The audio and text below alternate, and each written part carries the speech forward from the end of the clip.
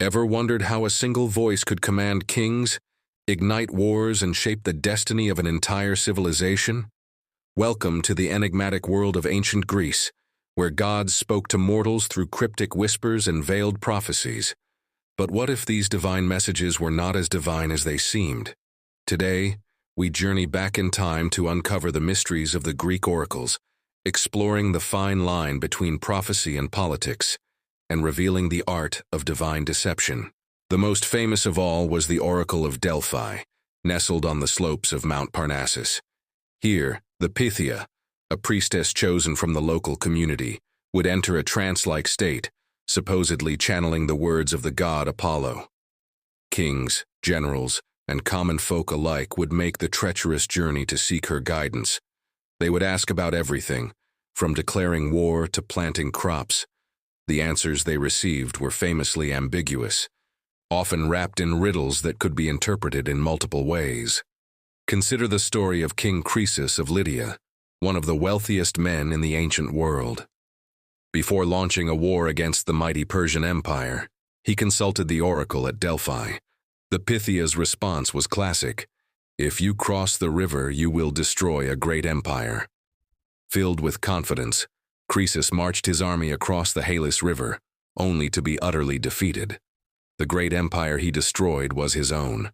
Was this a failed prophecy, or a masterclass in political maneuvering? The oracle's prediction was technically correct, no matter the outcome. This ambiguity protected the oracle's reputation while placing the burden of interpretation, and the consequences, squarely on the shoulders of the questioner. This wasn't an isolated incident. The oracles, especially Delphi, were not just religious sites. They were powerful political institutions. The priests who interpreted the Pythia's muddled cries were highly educated and politically savvy men. They had an extensive network of informants spread across the Greek world. When a dignitary arrived, the priests likely already knew their political situation, their ambitions, and their fears. This wasn't divine insight. It was a highly effective intelligence-gathering operation.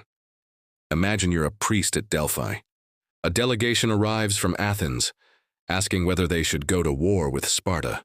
You know that a war would destabilize the region, potentially harming Delphi's interests or its allies.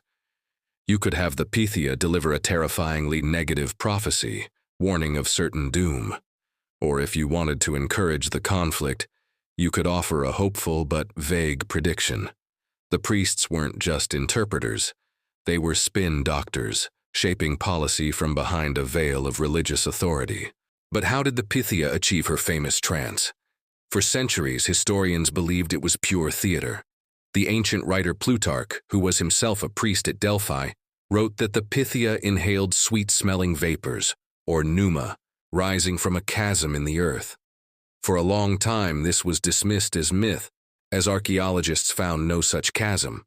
However, recent geological studies have revealed something fascinating. The temple at Delphi is situated directly over two intersecting geological fault lines. These faults could have released intoxicating gases like ethylene, a sweet-smelling gas known to produce a state of euphoria and trance-like delirium. So, the Pythia wasn't just acting. She was likely under the influence of geologically produced hallucinogens. This combination of a genuinely altered state of consciousness and the clever interpretation by the priests created a powerful and believable spectacle. Let's look at another example of their influence. During the Persian invasion of Greece, the Athenians sent messengers to Delphi. The first prophecy was terrifyingly bleak, promising total destruction. The Athenians were in despair. But one influential leader, Themistocles, wasn't convinced. He urged them to ask again. The second prophecy was still grim, but contained a glimmer of hope. The wooden wall shall not fail.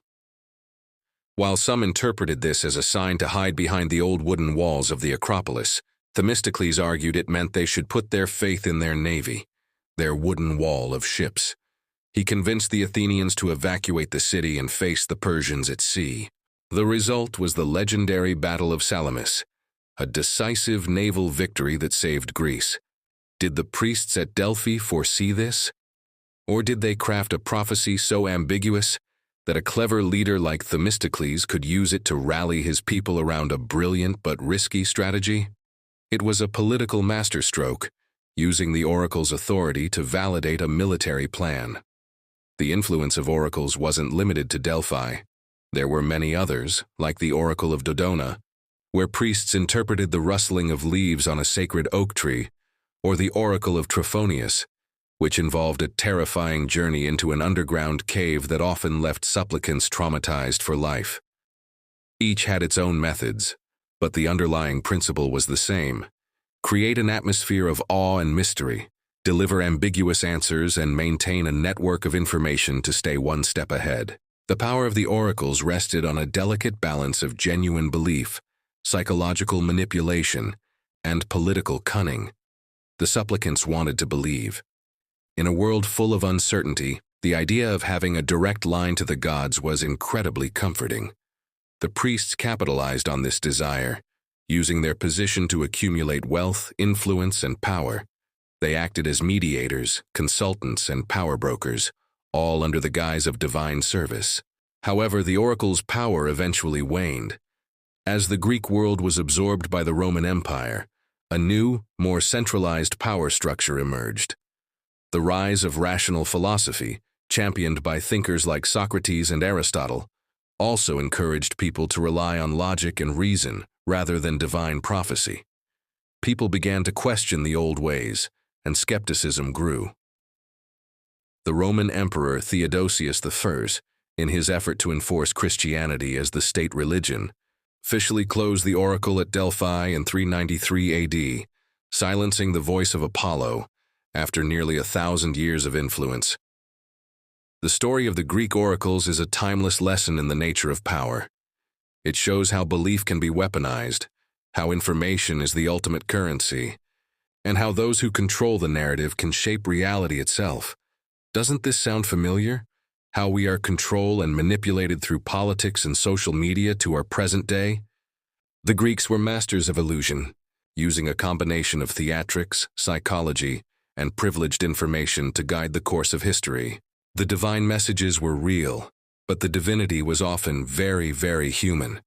So the next time you hear a prediction about the future, whether from a mystic, a pundit, or an algorithm, remember the Oracle at Delphi. Ask yourself, who is delivering the message? What do they stand to gain? And are you being given a clear answer, or are you just being told what you want to hear? The hidden truths are often far more fascinating than the illusion. Thanks for joining us on this journey into the world of divine deception. If you enjoyed this exploration, don't forget to like, subscribe, and hit that notification bell so you don't miss our next dive into the art of deception. Leave a comment and see you in the next video.